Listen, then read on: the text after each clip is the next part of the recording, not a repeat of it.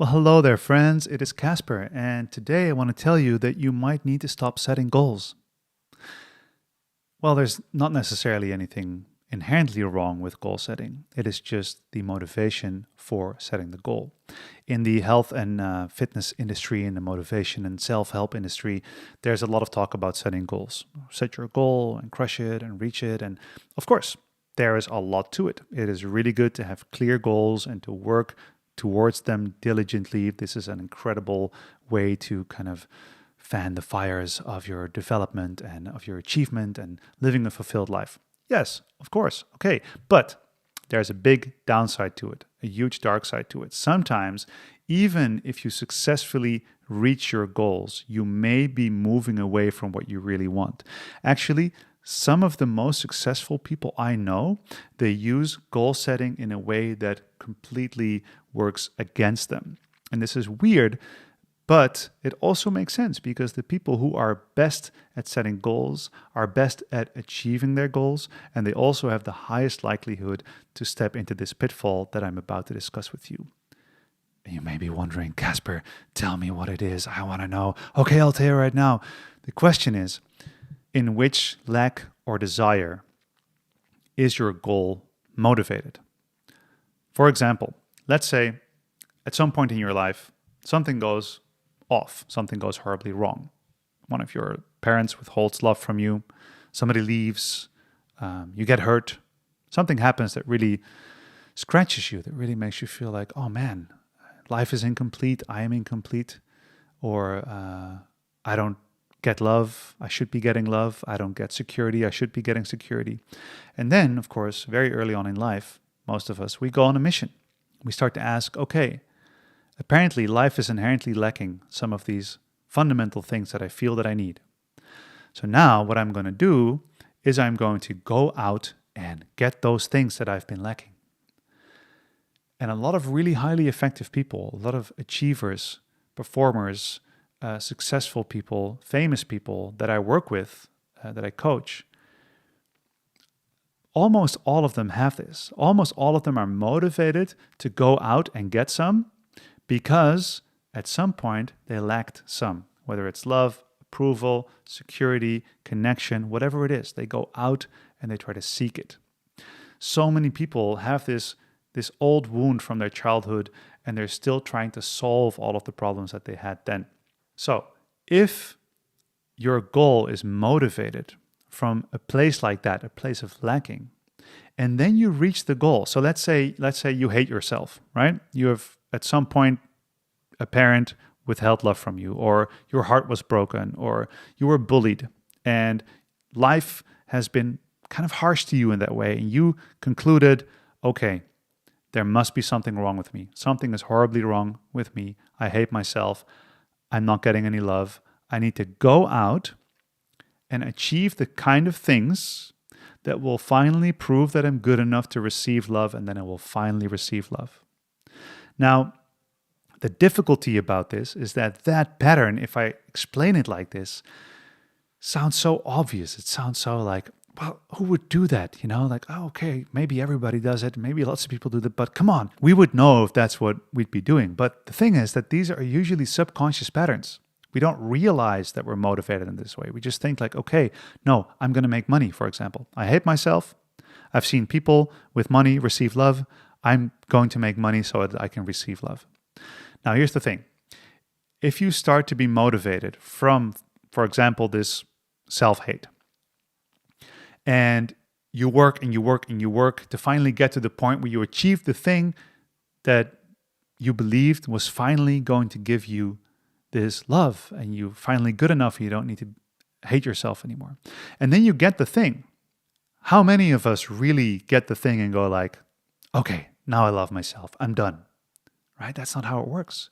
Usually, we are motivated from this lacking, and then when we get something, getting the thing only proves that our initial motivation was just because it led to a reward.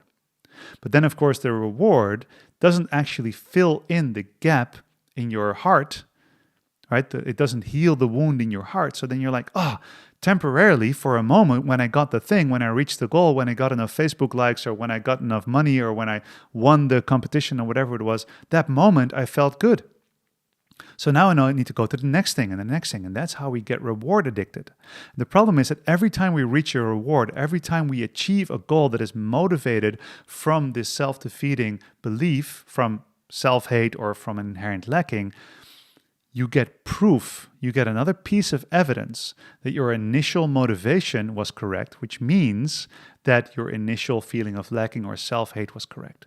And this is why some of the most successful people that I've worked with, and I've personally worked as a facilitator or a coach with some of the most elite high performers, high achievers in the world, some multi-million-dollar CEOs and Olympic athletes and famous people, performers of all kinds. And so many of them are motivated by this.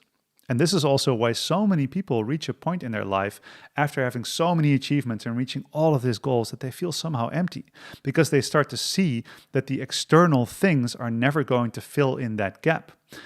And then, if they're lucky, they actually realize that they need to go on a path of self-healing. They need to turn inward and actually start to heal those wounds so that they are no longer motivated by them to achieve. Because it's a spiral, and it's a spiral many people get stuck in. You believe something bad about yourself, you set a goal from that belief, and then you attain the goal, you have proof that your initial motivation was correct, and you need to do the whole thing over and over again, achieve more and more, all the while not really moving towards the place that you really want to move to. So sometimes achieving goals is just taking another step on a path that is not good for you, another step on a path that is not meant for you. So it is a good idea whenever you set a goal to really ask yourself, what is the motivation? What is the why of this goal? So what is the why for the what that I want to achieve? If you want to lose weight, okay, it's a great idea. It's an awesome, if you carry some excess weight, then losing weight is an absolutely beautiful, simple, profound way to increase your health span, to make you feel more energetic, to improve your sleep, to improve your sexual performance. Everything improves if you are overweight and then you lose weight. There's a lot of science for this, right? However, if this goal is motivated from, I hate myself, I'm horrible, I'm ugly, right? And then you start to work and work and work against that feeling, against that part of you that feels this way, then you have to ask yourself, is this really a nice way to treat myself? So you can do any of these things from a place of self-hate and from a place of self-love.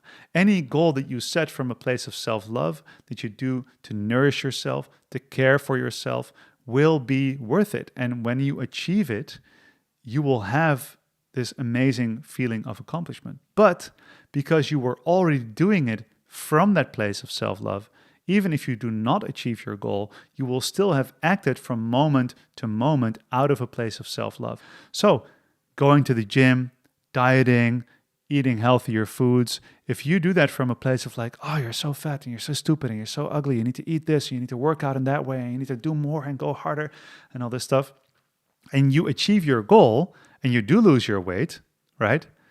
Then you will have achieved it by punishing yourself, by being strict on yourself, by having many actions of self-hate from day to day, right? So if you can find goals that you can set from a place of self-love, from enjoyment, from purpose, from fulfillment, you can snap out of this negative, this downside of goal setting and start to actually do things that you enjoy. Be in a process of enjoyment, which makes the goals less important. And if you do achieve them, they're even better when you do get them. So if you're a motivation junkie, if you're in the self-help industry, if you have lots of goals you want to achieve, really sit with this. Ask yourself, am I trying to achieve this because I believe that there's something that needs to be fixed, that there's something not quite right about me, that there's something wrong with the world, that I need to prove something for somebody else, or maybe even prove something to yourself to show that you're good enough, capable of being loved, rich enough, wealthy enough, whatever it is. Right? Just sit with that and really see if you can navigate out of that and choose a different motivation for maybe even the same goals, or choose completely different goals. If you can snap out of that one, this whole path of self-development will be a lot more fulfilling. All right, so let me know your thoughts in the comments. If you have any questions, I'd love to hear them. I will see you next time. Peace out.